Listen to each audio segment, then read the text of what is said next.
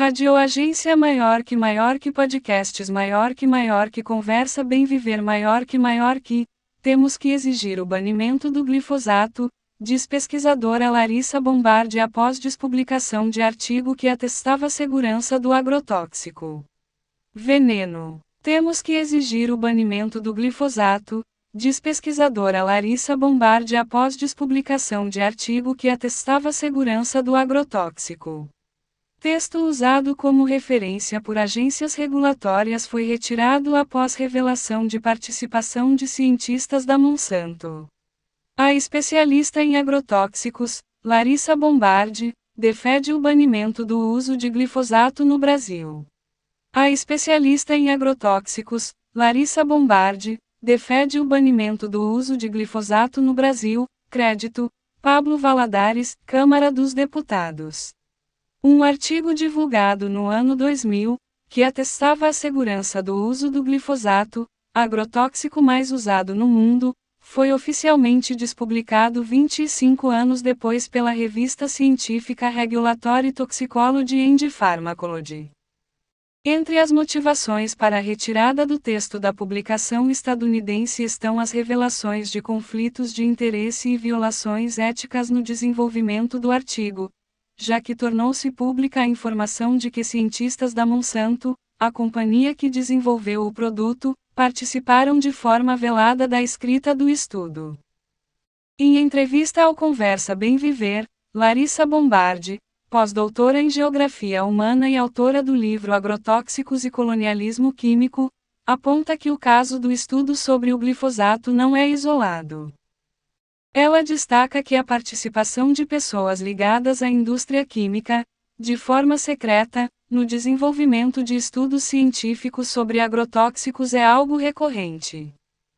Bombardi avalia que casos como este são escandalosos, considerando que agências regulatórias por todo o mundo, assim como a Agência Nacional de Vigilância Sanitária, Anvisa, no Brasil, se utilizam desses estudos para validar ou não o uso da substância, por isso mesmo a cientista defende o banimento do glifosato. A especialista em agrotóxicos comenta ainda que tanto os trabalhadores rurais no Brasil, como populações indígenas, estão hoje cronicamente expostos a diversos agrotóxicos que, comprovadamente, são substâncias cancerígenas e revela que a utilização de drones na pulverização dos pesticidas agrava ainda mais a realidade no país. Confira a entrevista na íntegra. Brasil de Fato. Larissa, quero que você nos ajude a entender o impacto que significa um estudo ser despublicado depois de 25 anos. Isso é normal? Larissa Bombardi. Bem, primeiro que não é normal que isso seja publicado. Não é normal, mas é corriqueiro. Tem um termo em inglês para definir esse tipo de artigo científico entre aspas. E o termo em inglês é ghostwriter, quer dizer, escritores fantasmas. Por que esse artigo foi despublicado?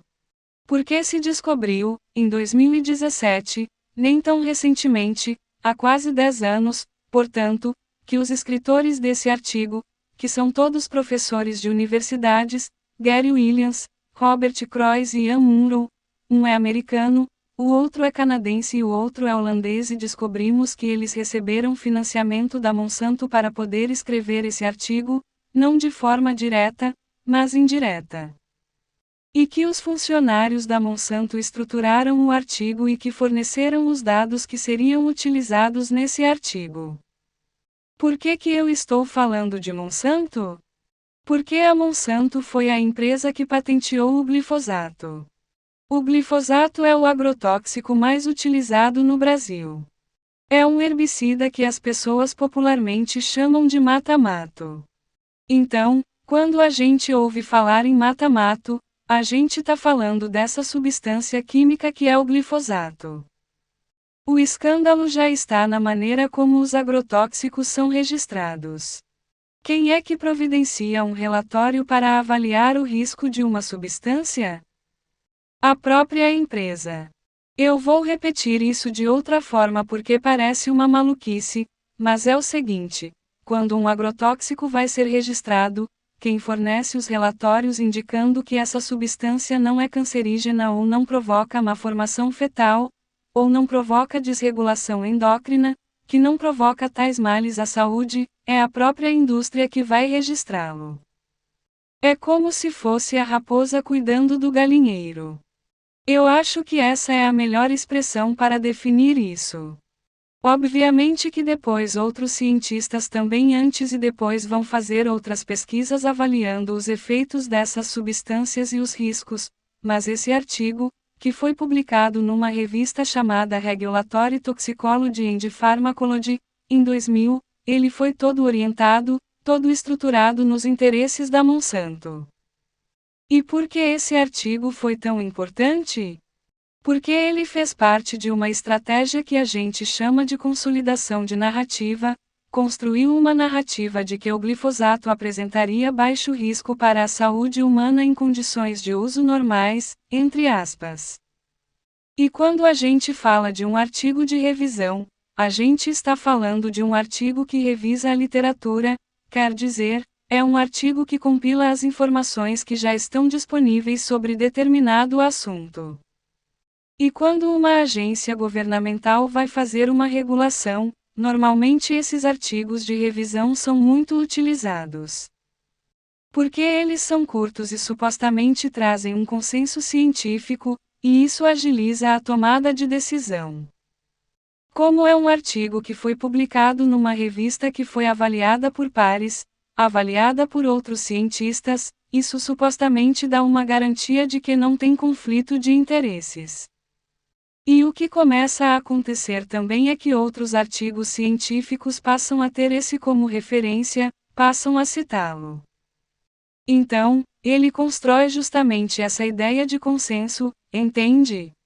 E isso é muito temerário, porque, no fim das contas, quem estava construindo essa narrativa era a própria indústria.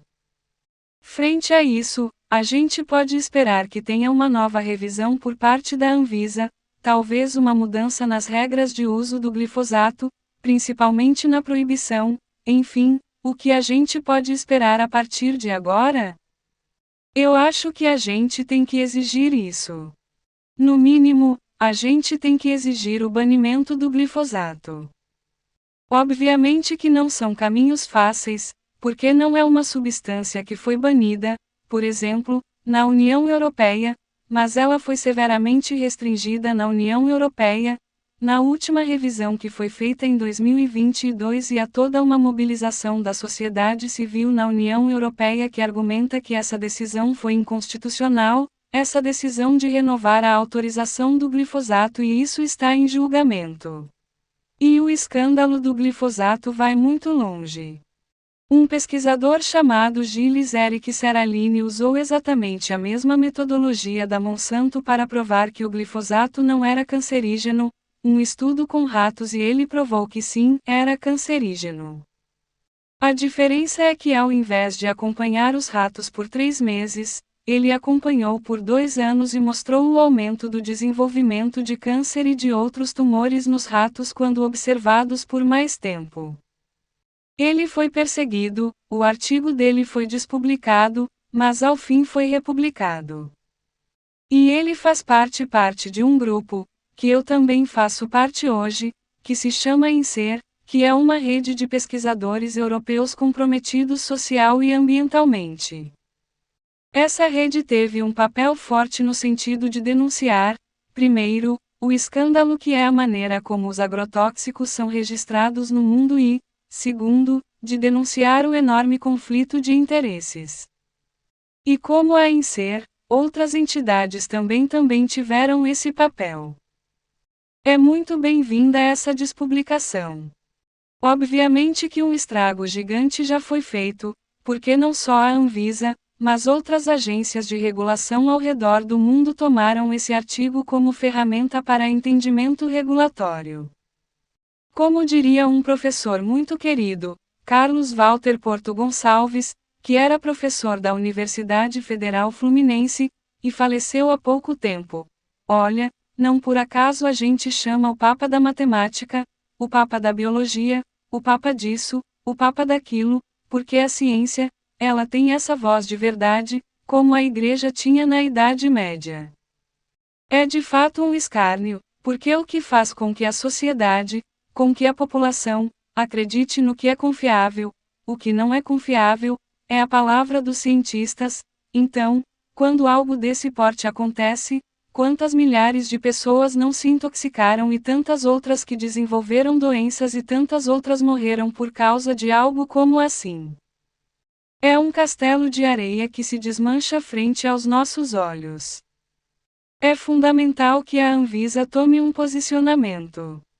Eu espero que o governo caminhe nesse sentido. Quando algo que era estruturante no marco regulatório de tantos países se desmancha, é a hora de olhar para aquilo que a gente regulou.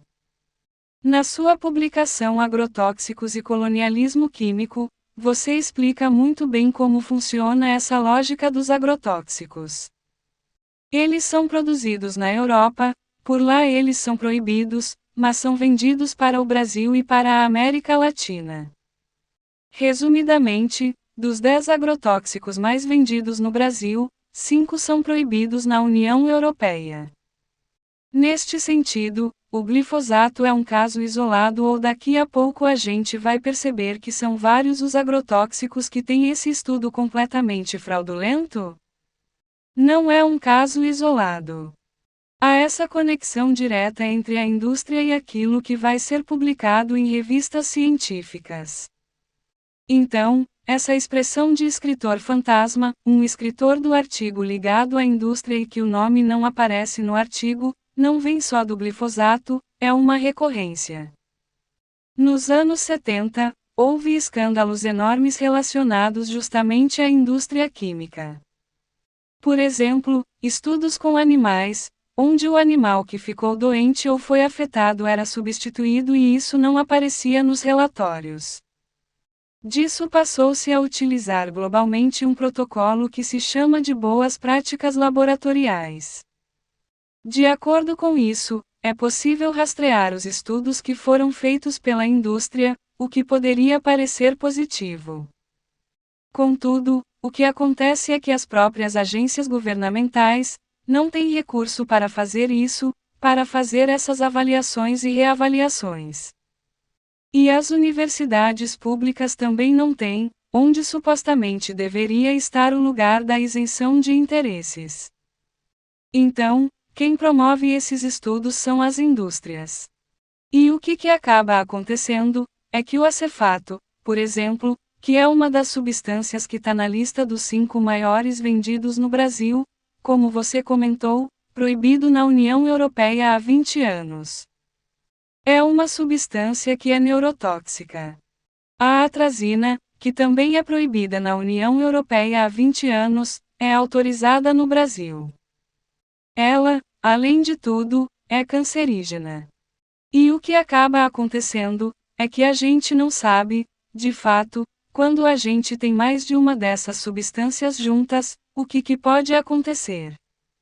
Nenhum desses estudos avalia a combinação de mais do que uma substância. Eles são voltados para o registro de uma substância única, como se fosse possível isolar, como se, na realidade, a gente estivesse exposto a uma só substância. E a gente sabe que não, tanto que a gente usa a expressão coquetel, muitas vezes.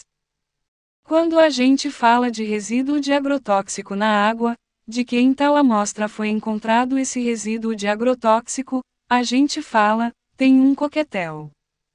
E, efetivamente, a gente não sabe o que acontece quando mais do que um agrotóxico é encontrado num mesmo alimento ou na água. E isso é muito grave. A gente carece muito de estudos que consigam minimamente diagnosticar qual é a situação. Mas o Brasil está conseguindo avançar com estudos que minimamente conseguem dimensionar onde esses agrotóxicos estão presentes e aqui eu me refiro ao IDEC, o Instituto de Defesa do Consumidor. Em um dos mais recentes, eles analisaram 70 ultraprocessados e metade, 35, tinha presença de glifosato e esses produtos estão na nossa alimentação, Mas sem dúvida os maiores prejudicados são os trabalhadores e trabalhadoras rurais que têm contato direto com essa substância. Neste sentido, o que a gente pode falar sobre os efeitos tanto para o consumidor de alimentos quanto para os agricultores? Importante que você trouxe esse elemento, pelo seguinte: outro problema grave nesses estudos é a falta de verificação do que acontece na exposição a pequenas doses.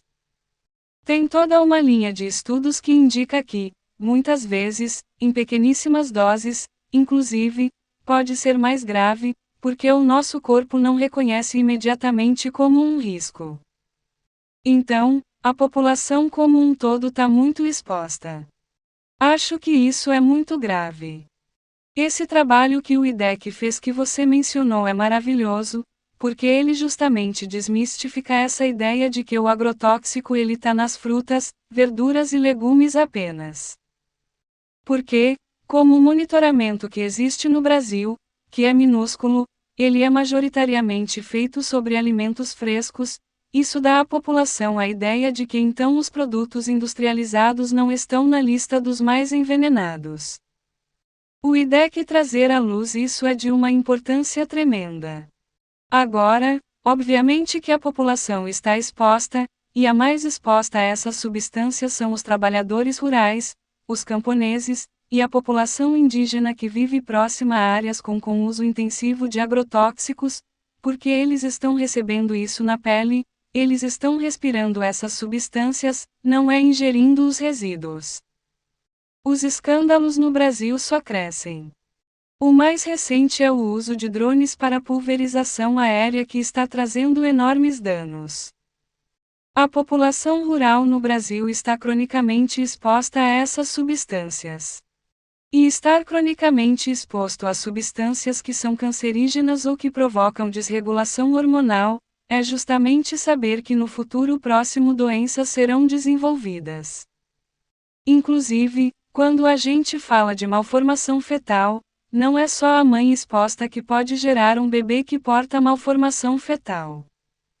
A exposição do pai, meses antes da concepção, pode gerar efeitos em crianças que tenham malformação congênita. E é um problema gravíssimo. E, pelos estudos que a gente já tem no Brasil, sabemos que as áreas em que mais se utiliza agrotóxico são aquelas em que há maior prevalência de câncer, em alguns casos, o dobro da média nacional e também de malformação fetal.